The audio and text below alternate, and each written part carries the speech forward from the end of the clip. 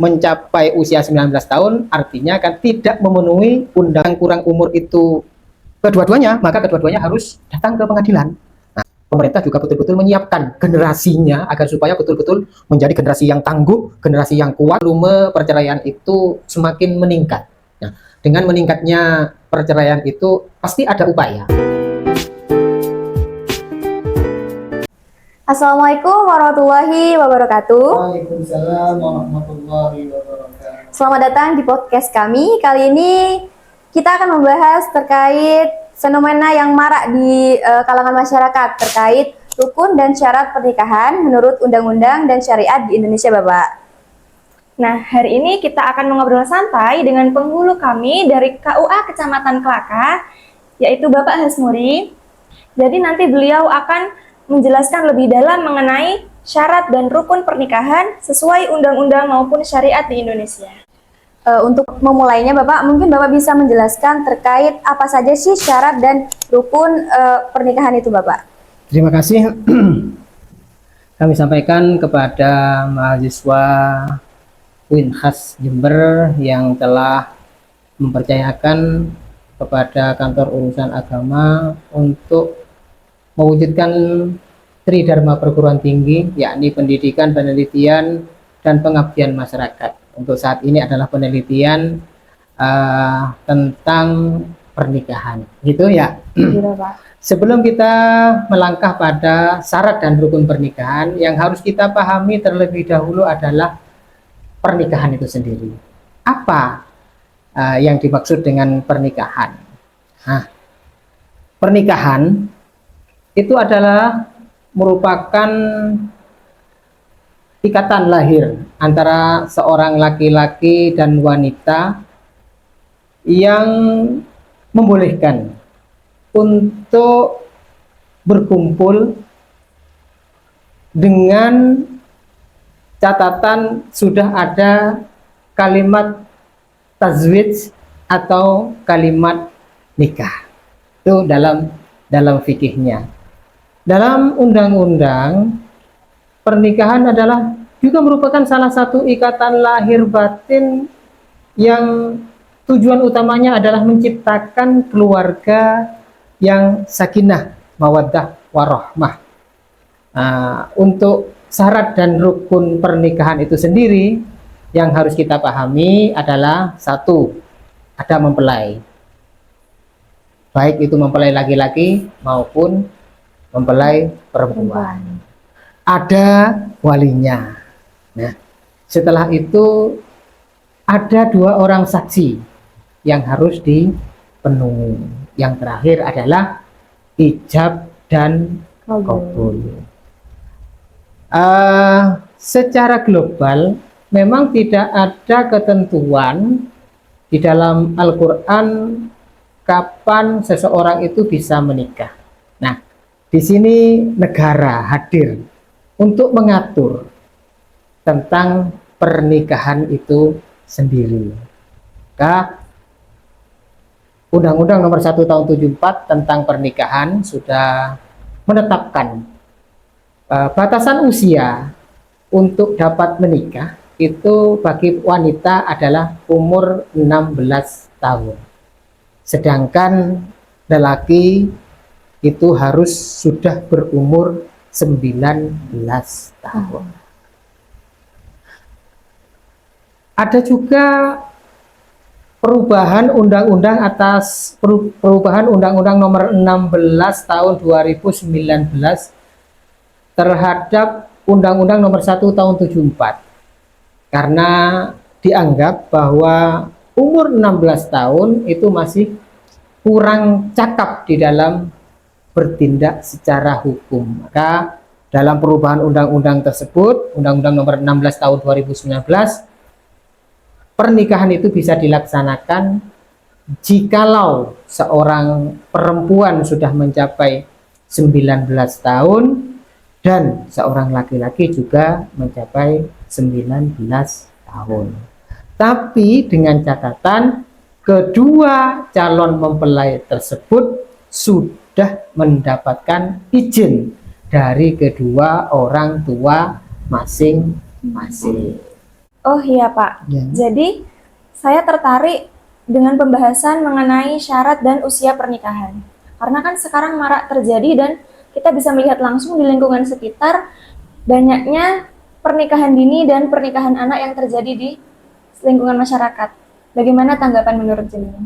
Baik, terima kasih, pertanyaannya cukup bagus sekali karena media sosial kita semakin gencar, semakin dahsyat, maka tidak menutup kemungkinan ketika ada seseorang yang belum mencapai batas usia yang telah ditentukan oleh undang-undang, yakni umur 19 tahun, baik itu laki-laki maupun perempuan, akan terjadi sesuatu hal yang tidak diinginkan oleh keluarga, misalnya kecelakaan atau lain sebagainya. Bagaimana langkahnya kalau menemui semacam itu? Tetap kita daftarkan dulu ke kantor urusan agama, nanti diperiksa apakah sudah memenuhi syarat yang telah ditentukan oleh undang-undang atau belum. Kalau belum mencapai usia 19 tahun, artinya kan tidak memenuhi undang-undang yang ditetapkan oleh pemerintah. Maka kami akan menolak kehendak nikah yang disampaikan ke kantor urusan agama. Nah, dengan penolakan tersebut, nanti wali atau pengampu akan merasa keberatan terhadap penolakan dari kantor urusan agama karena sesuatu hal yang telah kami sebutkan tadi. Dari itu, wali atau pengampu itu mengajukan keberatannya ke pengadilan agama setempat. Namun sebelum ke pengadilan agama, berdasarkan Permenak nomor 30 tahun 2024 bahwa apabila ada calon mempelai baik laki-laki maupun perempuan yang akan menikah, maka harus mendapatkan rekomendasi dari Dinas Kependudukan dan Pencatatan Sipil terlebih dahulu sebelum mengajukan ke pengadilan agama. Kalau sudah dapat rekomendasi dari Dinas Kependudukan dan Pencatatan Sipil, baru diajukan ke pengadilan agama. Setelah menyelenggarakan dan setelah melaksanakan sidang terhadap boleh tidaknya seorang laki-laki dan seorang perempuan itu menikah,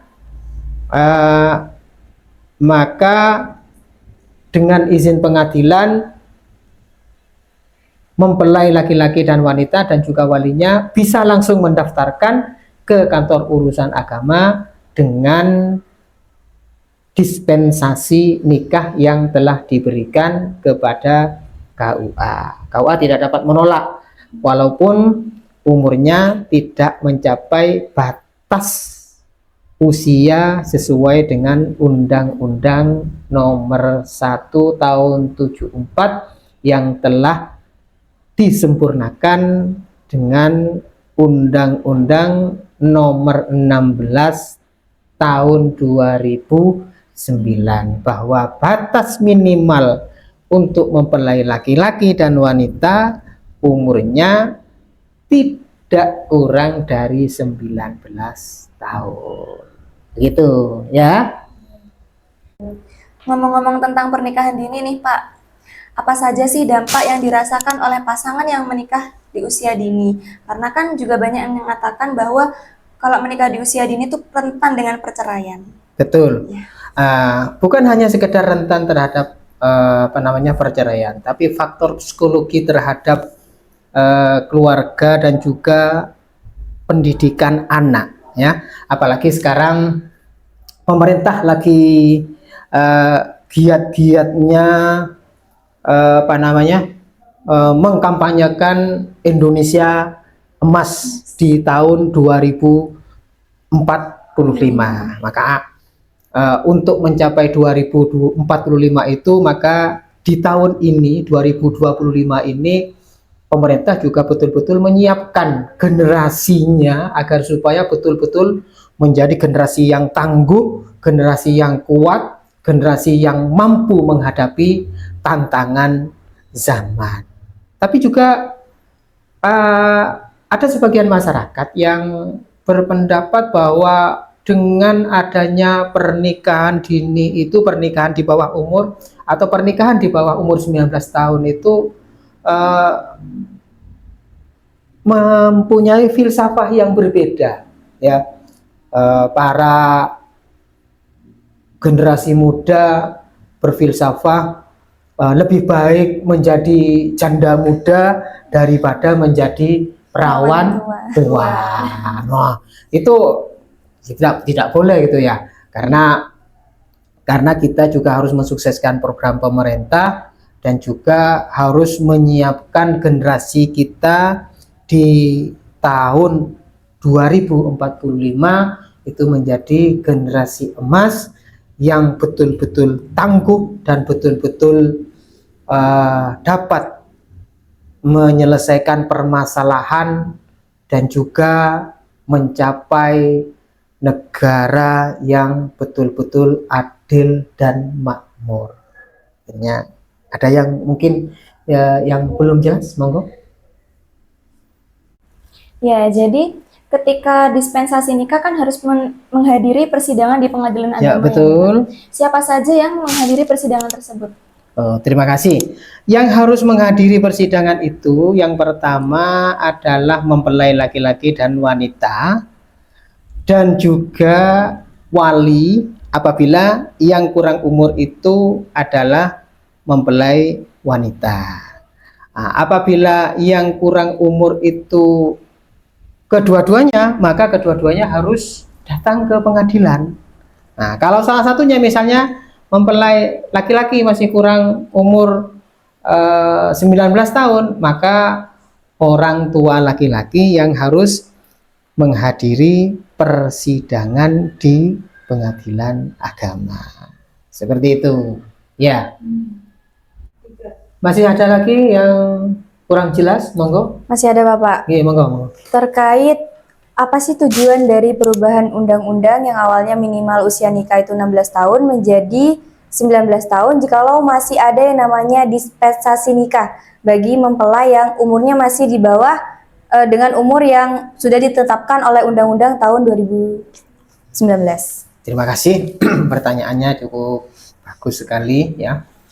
Sebenarnya menaikkan umur itu tidak serta-merta undang-undang langsung menaikkan, tetapi melalui penelitian terlebih dahulu, karena setelah diadakan penelitian di pengadilan agama ternyata volume perceraian itu semakin meningkat. Nah, dengan meningkatnya perceraian itu pasti ada upaya dari pemerintah untuk menanggulangi terhadap maraknya perceraian tersebut. Ya, yang salah satunya adalah dengan menaikkan usia nikah dari 16 tahun menjadi 19 tahun. Karena apa? Karena dianggap bahwa umur 16 tahun itu psikisnya itu masih labil, masih tidak bisa dikontrol.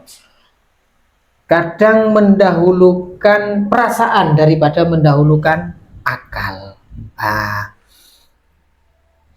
Untuk itu ketika ada konflik dalam satu rumah tangga, karena rumah tangga itu tidak seindah yang kita bayangkan ya. Kalau masih pacaran, masih tunangan, segala sesuatunya nampak indah, tidak pernah kelihatan jeleknya yang laki-laki maupun jeleknya yang perempuan, semua yang ada itu indah semuanya. Tetapi kita sudah berkumpul sehari, 2 hari, segala sesuatu kejelekan, segala sesuatu apa yang tidak kita sukai itu akan timbul secara otomatis. Nah, kalau psikisnya, psikologinya masih belum matang, maka perceraian itu mudah, karena yang diutamakan adalah perasaannya, bukan lagi logikanya yang didahulukan. Mungkin ini salah satu penyebabnya.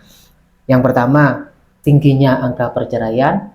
Yang kedua adalah seorang yang belum mencapai umur 16 tahun, psikologinya masih belum siap untuk menerima atau menghadapi masalah dan persoalan di dalam rumah tangga. Ya, kira-kira seperti itulah. Ya. Menarik sekali pembahasan kali ini. Jadi memang pernikahan di bawah umur 19 tahun ini masih menjadi topik yang sangat hangat. Banyak yang mungkin belum tahu jika pernikahan di bawah 19 tahun ini berhubungan dengan berbagai banyak faktor, seperti faktor sosial, faktor pendidikan, dan faktor hukum. Terima kasih banyak kepada Bapak Hasmuri sudah menyempatkan waktu dan berbagi wawasan kepada kita semua. Dari obrolan kita hari ini, semoga nantinya bisa memberikan wawasan kepada teman-teman dan serta memberikan pemahaman lebih terkait pernikahan di bawah usia 19 tahun. Jangan lupa tunggu episode kami selanjutnya Hanya di channel Lekji. Wassalamualaikum warahmatullahi wabarakatuh.